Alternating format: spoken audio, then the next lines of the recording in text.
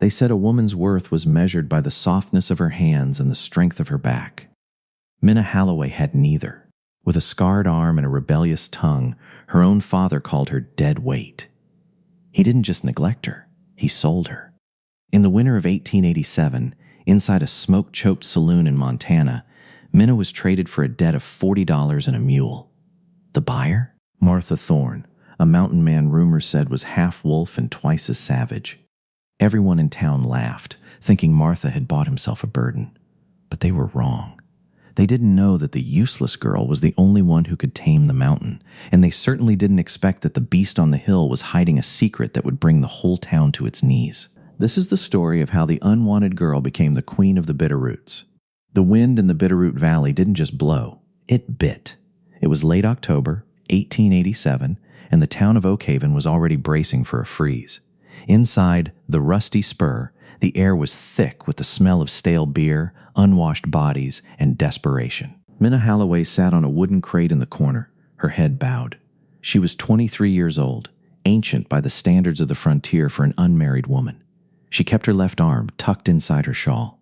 A burn scar, distinct and jagged, ran from her wrist to her elbow, a souvenir from a kitchen fire 3 years ago that had saved her younger sister, Sarah, but ruined Minna's prospects. She couldn't sew fine lines, she couldn't play the piano, and in the eyes of her father, Josiah Halloway, she couldn't turn a profit.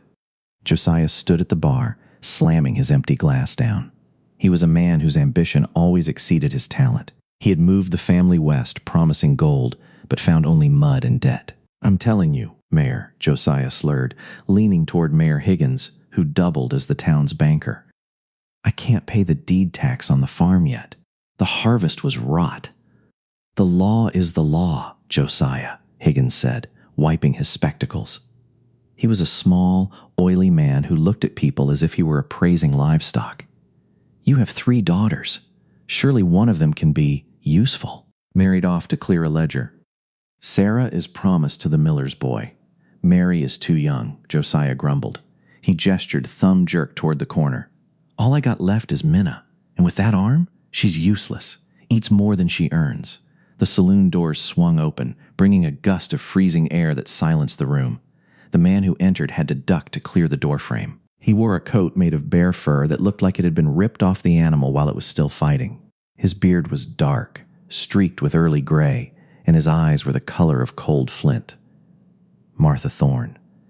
The locals whispered that Thorne had killed 3 men over a mining claim in Nevada before fleeing here. They said he lived at the highest peak, Dead Man's Drop, where the air was too thin for civilized folk.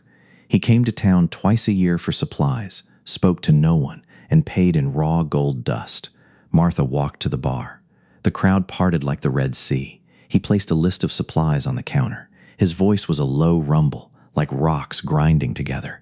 Flour, salt, coffee, bullets. Josiah, emboldened by whiskey and desperation, saw an opportunity. He stumbled toward the giant. "Thorne, isn't it?" Josiah asked. Martha didn't look down. He just stared at the bartender. "You live up there alone," Josiah pressed, his voice rising. "Must be hard. A man needs help, someone to keep the fire, cook the stew." Martha turned slowly. He towered over Josiah. "I have a dog." The saloon erupted in nervous laughter. Josiah's face went red. "I'm talking about a wife, Thorne. A woman." He pointed a shaking finger at Minna. "My girl there. She's hardy. She's damaged goods. Sure, got a bad arm, but she can chop wood if you whip her enough." Minna flinched. The humiliation burned hotter than the fire that had scarred her. She looked up, meeting Martha's gaze. She expected to see the same lecherous hunger she saw in other men, or the disdain she saw in her father. Instead, she saw stillness.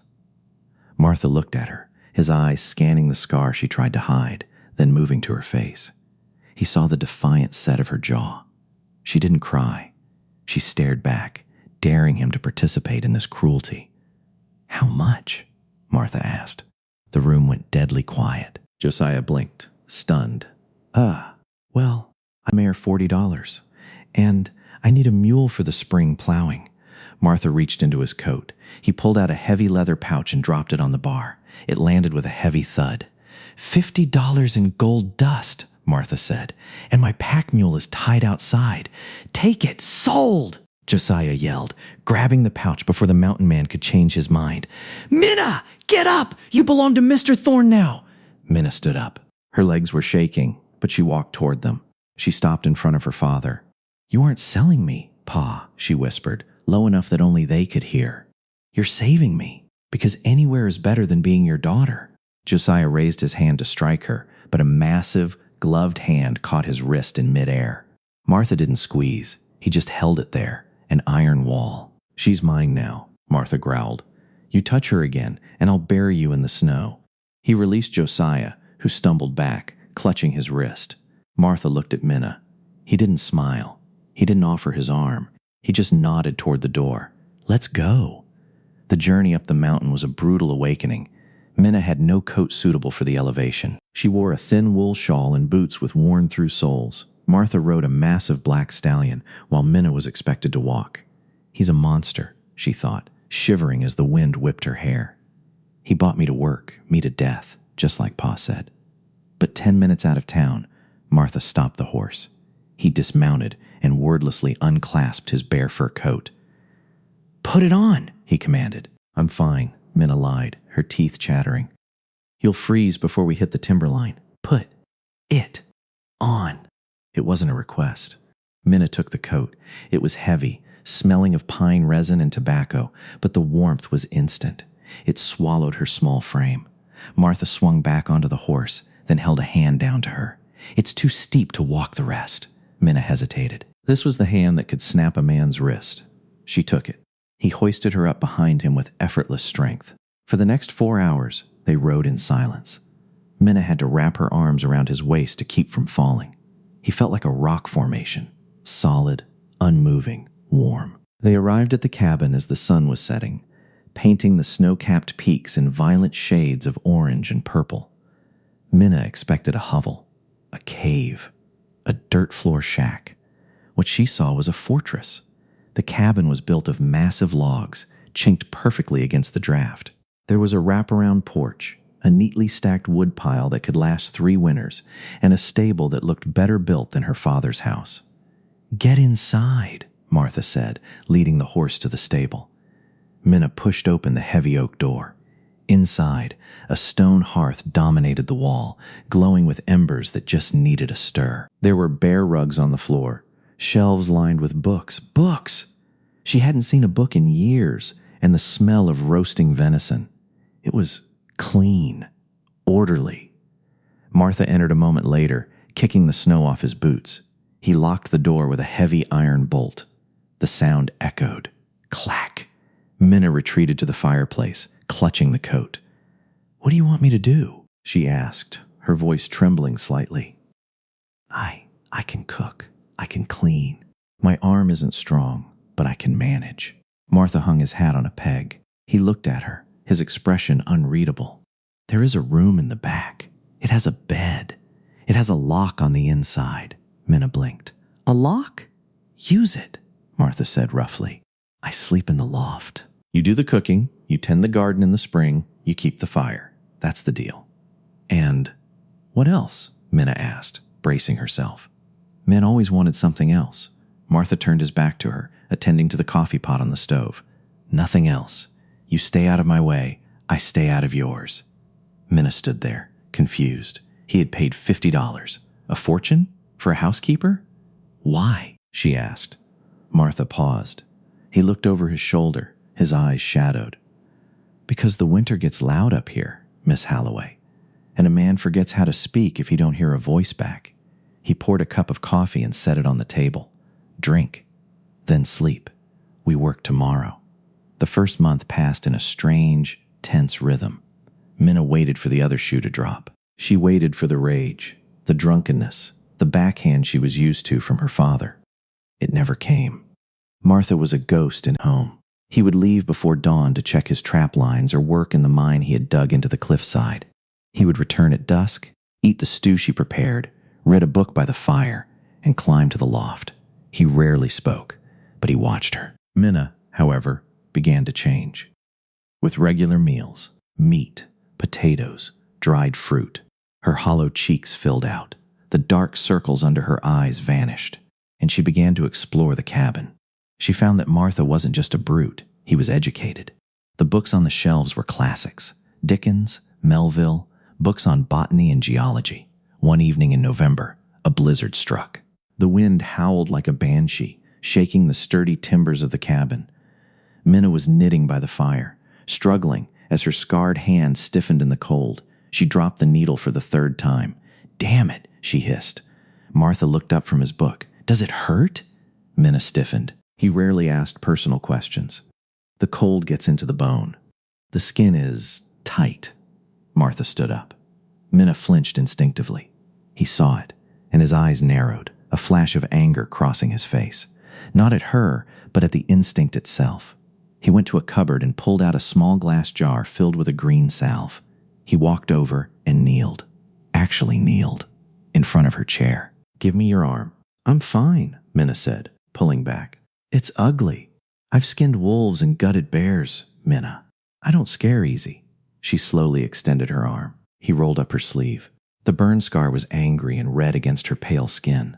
Martha didn't recoil. He dipped his fingers into the salve. It smelled of peppermint and arnica.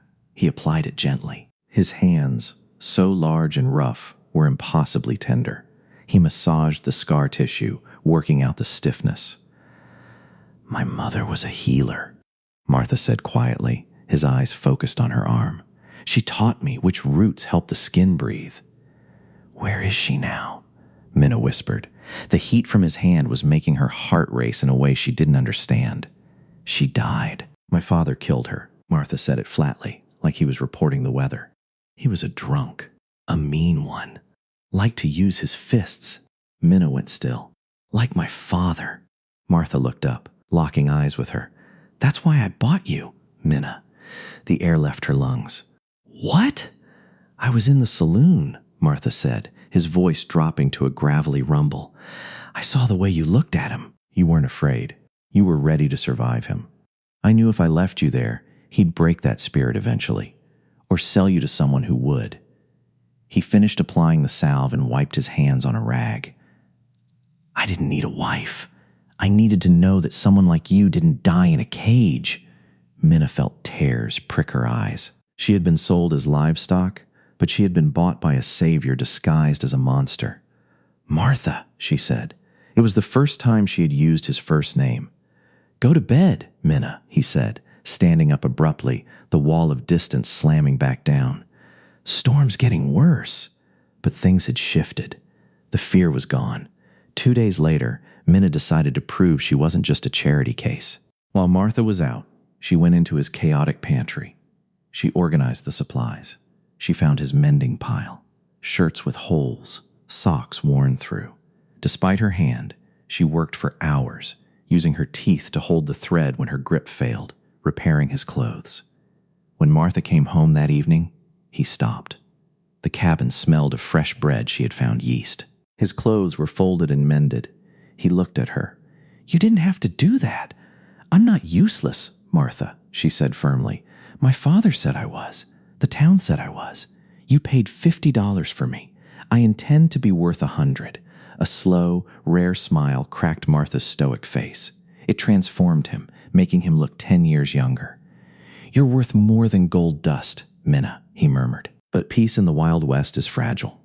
The next week, Martha came down from the mine earlier than usual. He was pale. He was clutching his side. Blood was seeping through his thick fingers, dripping onto the pristine floor Minna had just scrubbed. "Martha!" Minna screamed, dropping the pot she was holding. "Mining accident," he grunted, falling to his knees. "Blast cap!" Went off early. "Shrapnel," he collapsed. Minna didn't panic. She didn't scream, the useless girl who had watched her mother die and her sister burn over. She dragged a 200-pound man onto the bare rug. She tore open his shirt. A jagged piece of rock was embedded deep in his abdomen. If she pulled it out, he might bleed to death. If she left it, it would fester and kill him. She needed a doctor. But the town was a 6-hour ride away, and a blizzard was brewing again. Minna looked at the wall where Martha kept his hunting knife and the bottle of whiskey. She looked at his unconscious face. "You saved me," she whispered, grabbing the knife. "Now I save you." The cabin was silent except for the crackling of the fire and Martha's ragged, shallow breathing. Minna had no time to be afraid. Fear was a luxury for people who had options, and she had none. She threw more logs onto the fire until the heat was stifling. She needed the light, and she needed the embers. She took Martha's heavy hunting knife and thrust the blade into the heart of the flames. She watched the steel turn from gray to angry orange. "Forgive me," she whispered, looking at his pale, sweating face. Minna grabbed the bottle of whiskey. She took a swig herself. The first alcohol she had ever tasted. It burned like liquid fire, making her eyes water, but it steadied the trembling in her hands. Then she poured the rest over Martha's wound. His body seized up, a guttural groan escaping his throat even in his unconscious state. The alcohol washed away the blood, revealing the jagged edge of the rock lodged near his hip bone. Minna took the red-hot knife from the fire. "Hold on, Martha. Please, just hold on." She didn't have the dexterity of a surgeon. Her scarred left hand was stiff, the fingers curling involuntarily. But she used her right hand to guide the knife, using the useless left hand as a clamp to hold the skin taut. The smell of singed flesh filled the small room, sickening and sweet. She dug. Martha roared, his eyes flying open. They were wild, unseeing, glazed with pain. He tried to sit up, his massive arms swinging out blindly. He struck Minna in the shoulder, knocking her backward. "Martha, it's me. It's Minna," she screamed, scrambling back to him. She pinned his shoulders down with all her weight, though it was like a fly trying to hold down a bear. "You have to stay still, or you'll die." Something in her voice cut through the delirium. He stopped thrashing, his teeth clenched so hard she thought they might shatter. He looked at her, sweat pouring down his face. "Do it," he hissed through his teeth. "Get it out," Minna nodded. She went back in. The metal scraped against bone, a sound she would hear in her nightmares for years. With a final, sickening suction noise, she levered the jagged rock out of his body and threw it into a metal bowl. The blood came faster now, dark and heavy. "The needle," she muttered. She grabbed the heavy canvas needle she had used to mend his coat. She had boiled it earlier. Using the last of her strength, she stitched the wound shut. Her scarred hand, usually so clumsy, didn't shake. It was as if the fire that had burned her years ago was now fueling her resolve. When the last knot was tied, Minna collapsed onto the floor beside him. She was covered in his blood. For 3 days, the fever raged. Martha tossed and turned, mumbling names of people long dead. Minna didn't sleep. She sat by his side, wiping his forehead with cool rags made from snow she melted. She forced water and broth down his throat, drop by drop. On the 4th morning, the fever broke. Minna was dozing in the chair, her head resting on the mattress. She woke to the feeling of a heavy hand on her hair. She jolted awake. Martha was watching her. His eyes were clear, the flinty gray returning. He looked weak, but the shadow of death had passed. "You stayed," he rasped. His voice was like dry leaves. "Where else would I go?" Minna asked, sitting up and rubbing her stiff neck. Most would have taken the money jar and run, left the beast to die. Minna looked at him, her expression hardening. "I'm not most people, Martha, and you're not a beast. You're my husband. In the eyes of God, if not the law yet." Martha looked at the bandages on his side. He saw the crude but sturdy stitches. He looked at her scarred hand, now resting on the blanket. He reached out and covered her hand with his own. He didn't say thank you. He didn't need to. The squeeze of his hand said everything. "You have a surgeon's heart, Minna Halloway," he whispered. "Even if the world says you have a broken hand." Recovery was slow. The winter deepened, burying the cabin in 6 feet of snow.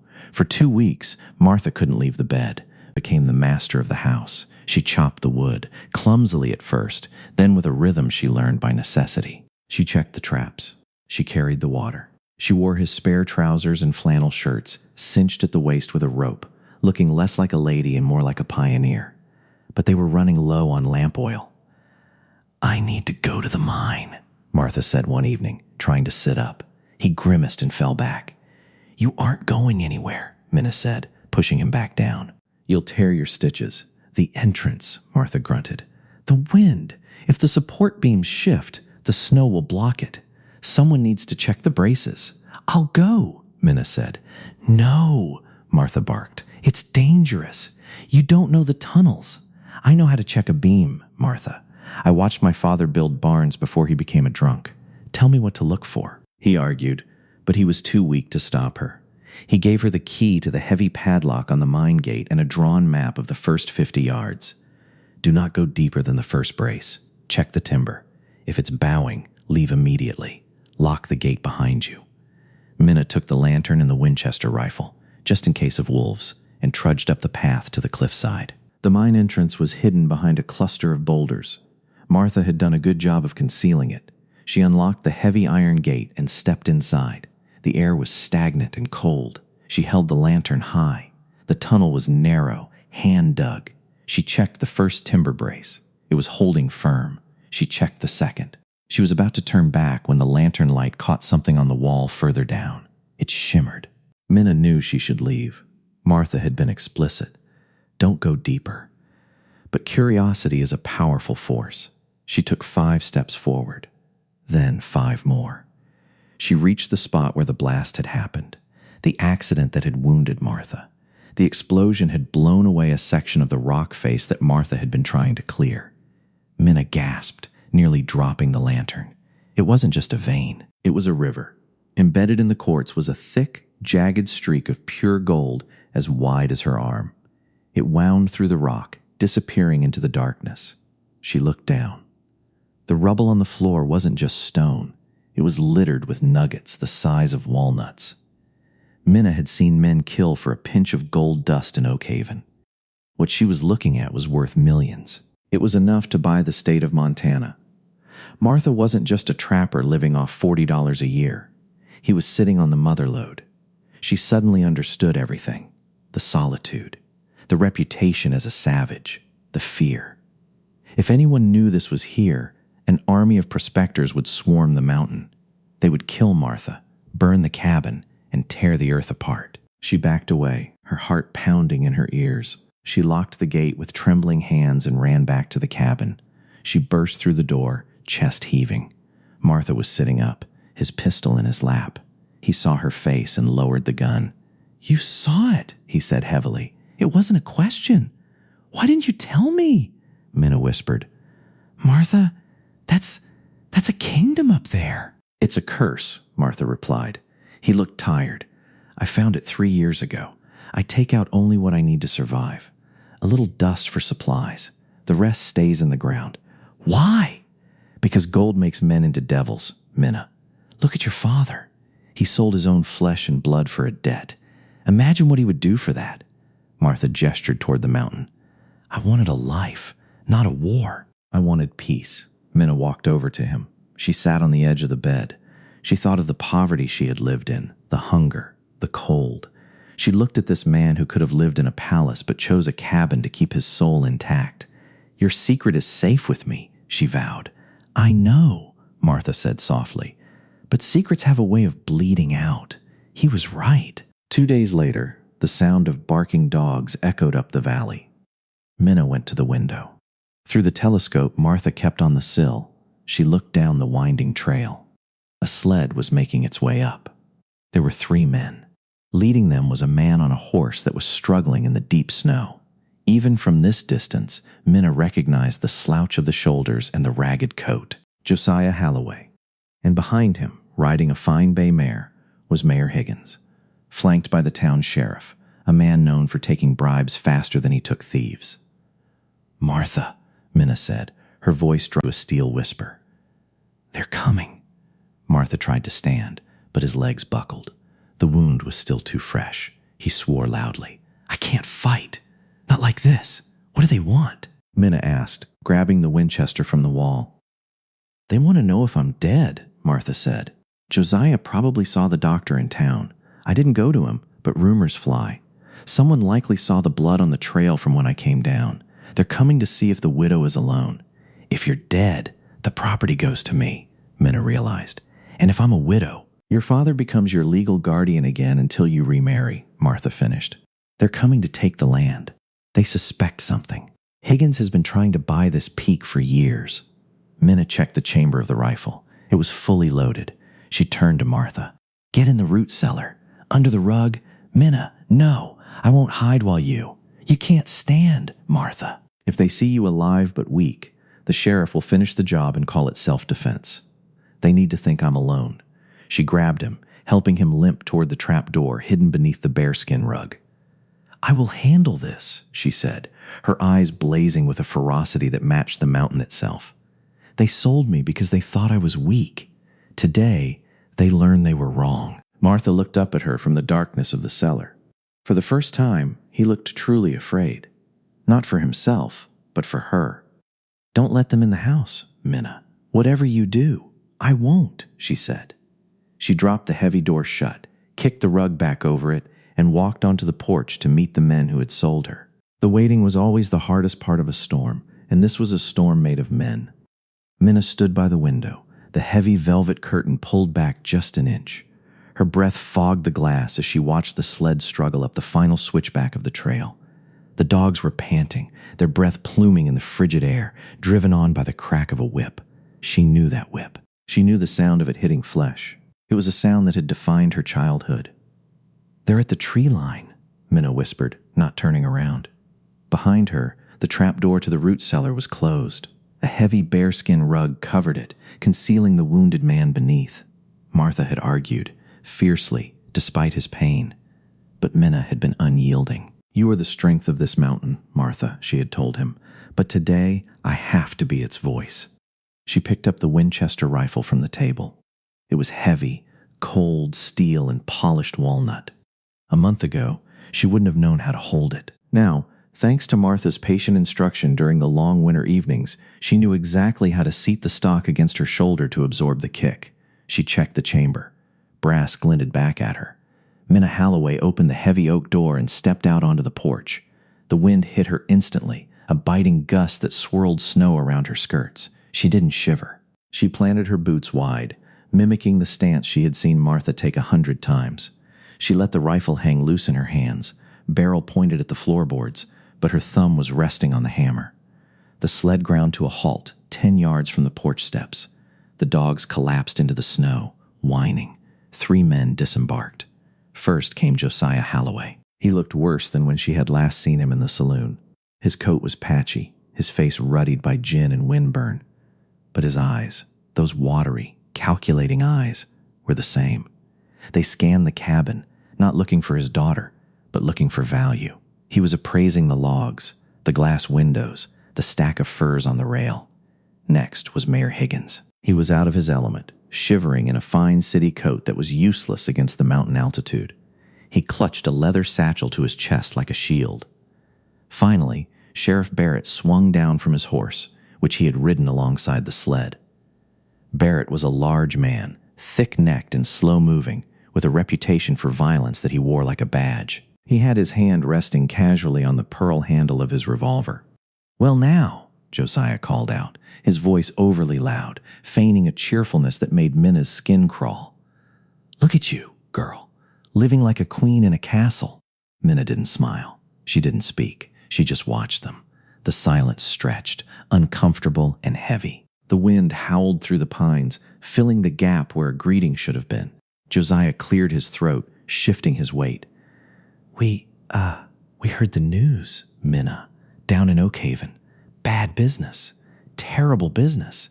What news is that, Pa?" Minna asked. Her voice was carrying over the wind without shouting. "About Thorne," Josiah said, taking a step toward the stairs. He took off his hat, feigning respect.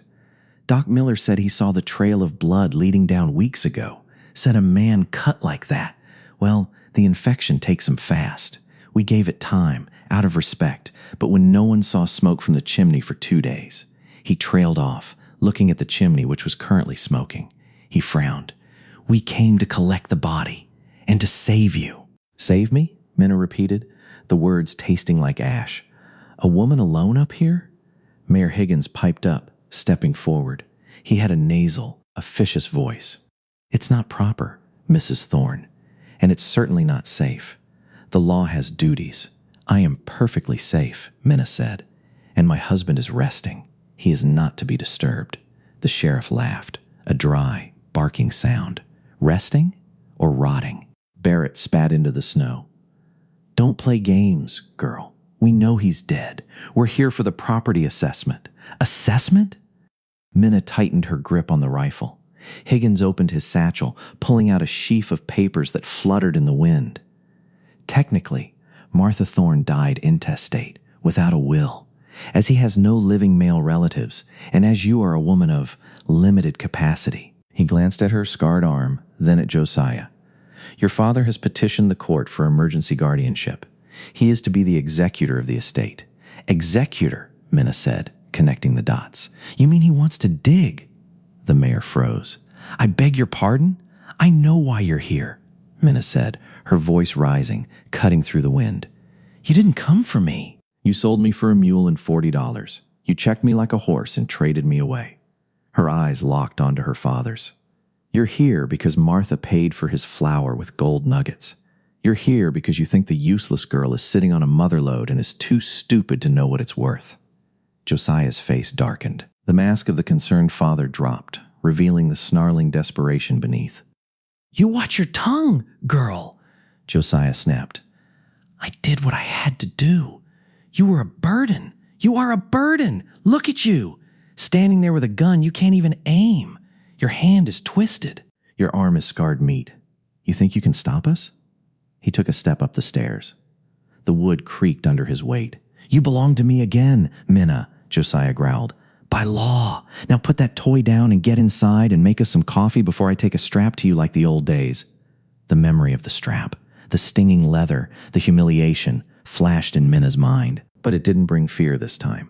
It brought clarity. I am not that girl, she thought. That girl died in the snow. I am Minna Thorne. I said, stay back, Minna warned. Or what? Josiah sneered. You'll shoot your own father? With that cripple hand? He lunged for the railing.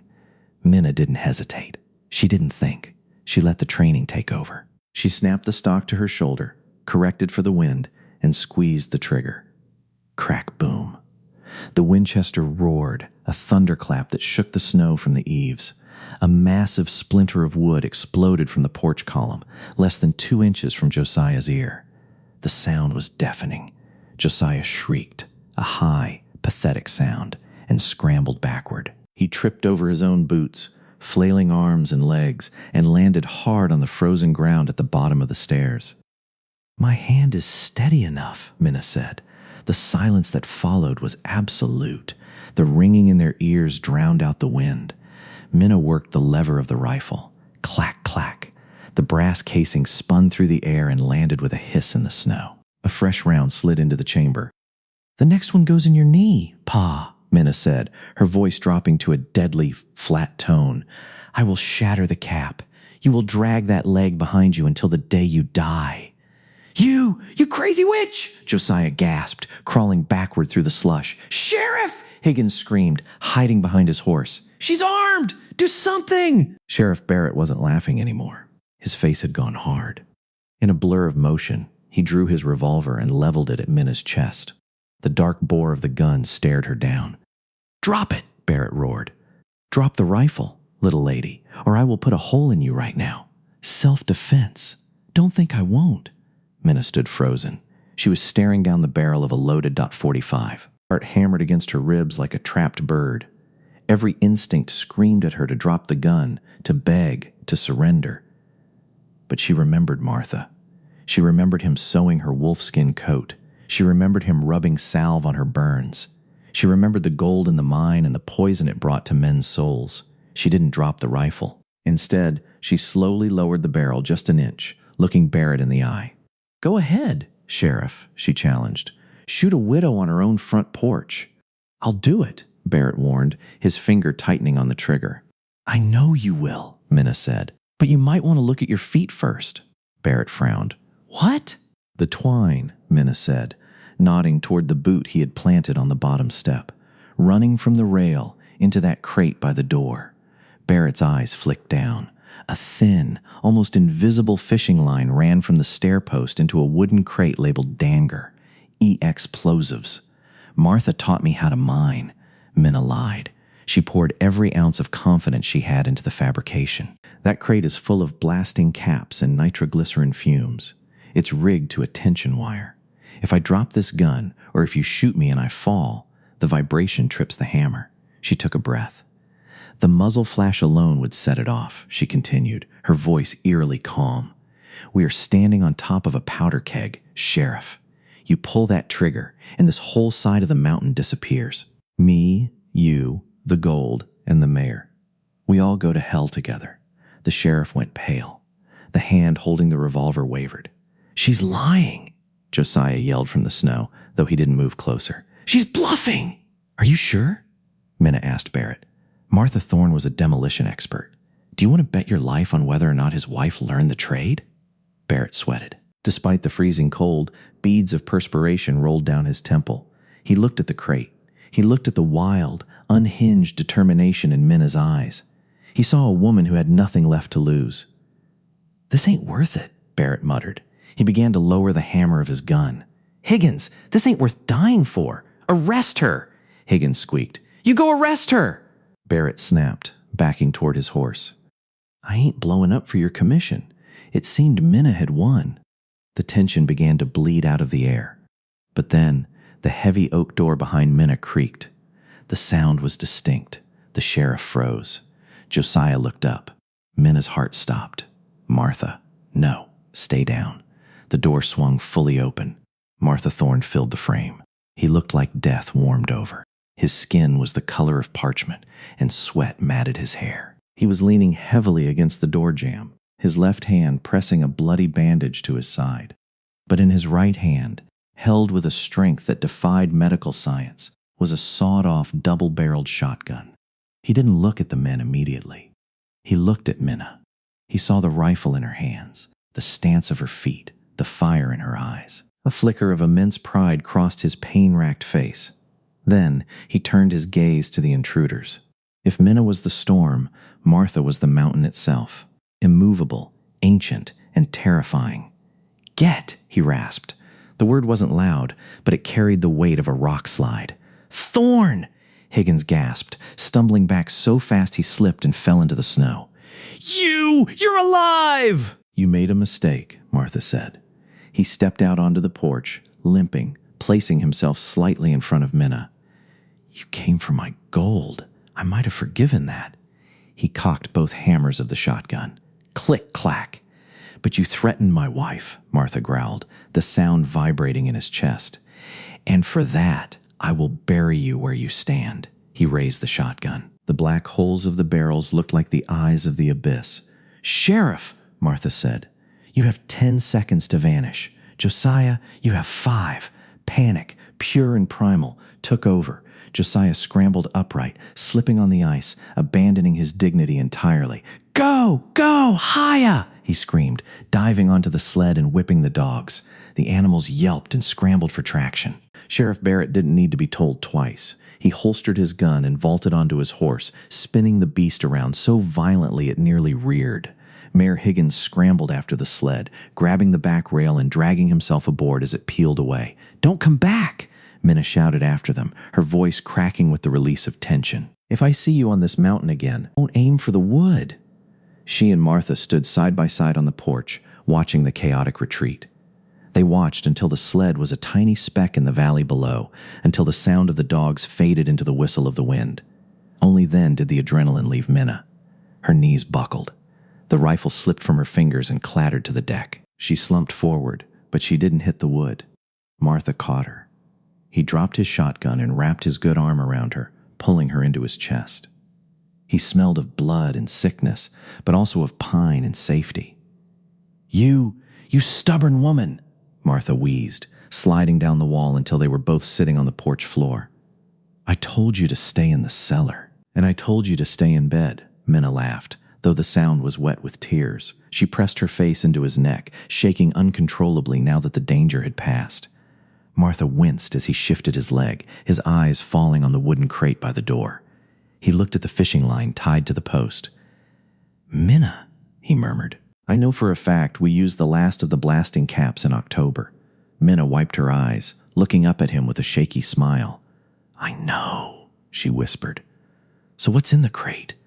Potatoes, Minna said, and some dried onions. Martha stared at her. He looked at the crate. He looked back at her. For a moment, he was silent. Then, his chest began to heave. A low rumble started in his throat, growing louder until he threw his head back and laughed.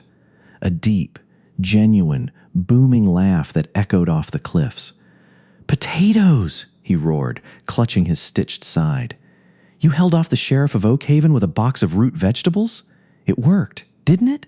Minna said, a grin breaking through her tears. "Minna Thorne," Martha said, pulling her face to his and kissing her forehead with fierce devotion. "You are a dangerous, dangerous woman, and I have never been more terrified of you." The thaw in the bitter roots did not come gently. It came with the roar of cracking ice and the rush of swollen rivers. But for Minna and Martha Thorne, the spring of 1888 brought a peace that was harder won than the gold beneath their feet. Life at Dead Man's Drop transformed. It was no longer a fortress against the world, but a kingdom above it. Minna, once deemed useless because of a scarred arm, proved that the earth did not care about beauty. It cared about touch. She planted a garden on the south-facing slope that became the envy of the territory. She grew potatoes the size of fists and pumpkins that glowed like setting suns. Martha healed, though he carried a jagged white scar on his side, a match to the one on Minna's arm. They worked the mine together, but they were not greedy. They knew the dragon's sickness, as Martha called it. They took only what they needed to replace the roof, to buy thick glass windows that kept out the draft, and to fill the cabin with books. They rarely went to town, but the town certainly spoke of them.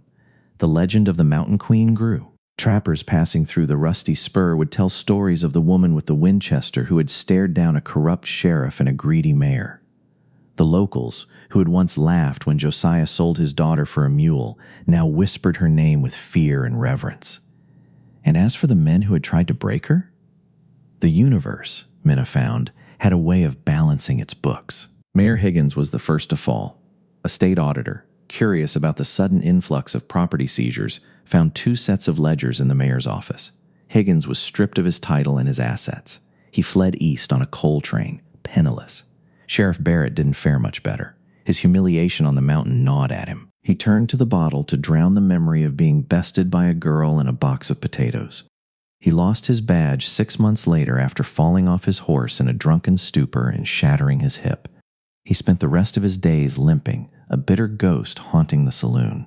But the hardest, coldest fate was reserved for Josiah Halloway. Without Minna to manage the household, and with his other daughters marrying quickly and moving far away to escape his temper, Josiah's world collapsed. The farm, neglected and mismanaged, went to seed. The debt he had tried to clear by selling Minna returned, bloated by interest. By the winter of 1890, 3 years after the sale, Josiah was found half frozen in a snowdrift behind the livery stables. He lost 3 fingers to frostbite. He lost the farm.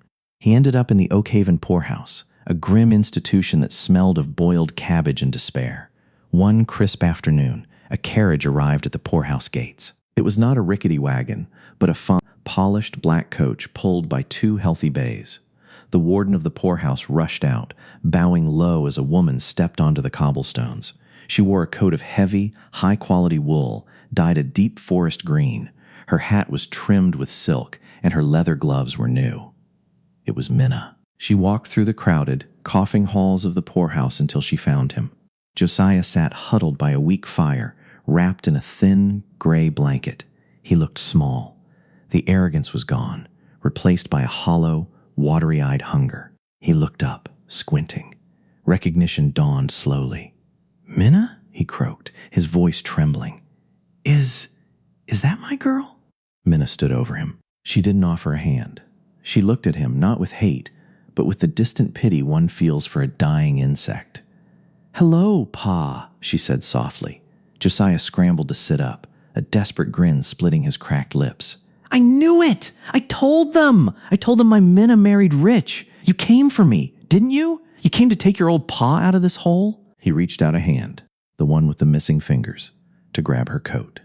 Minna took a smooth step back, out of reach.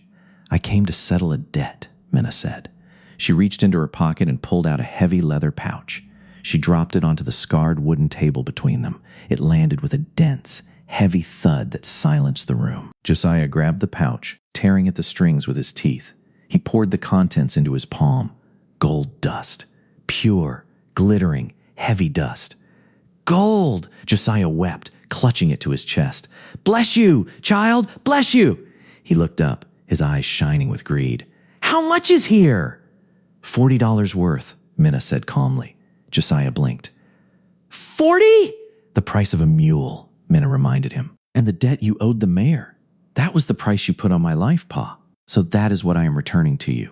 But, Josiah stammered, looking from the gold to her fine clothes. But you have so much more. You have a carriage. You have a mansion up there. You can't leave me here with just this. I'm your father. My father sold me in a bar, Minna said, her voice like cut glass. He called me useless. He said I was damaged goods. She held up her left hand. She stripped off the fine leather glove. The burn scar was still there, silver and jagged, running up her arm. But she didn't hide it. She held it out steady and strong. This hand saved a man's life, she said. This hand built a home. This hand held a rifle that chased away wolves. It is not useless, Pa, but it is finished with you. Minna, please, Josiah begged, trying to stand, clutching the gold dust that suddenly felt like dirt in his hands. It's cold here. I'm lonely. Minna turned toward the door. The sunlight from outside framed her silhouette. We are all lonely until we learn to be kind, she said. I don't buy broken things, Josiah. I learned that from you. She walked out, the heavy door booming shut behind her, sealing him in the gloom. Outside, Martha was waiting by the carriage. He looked older, grayer, but solid as the mountain itself. He saw the look on her face, the finality of it.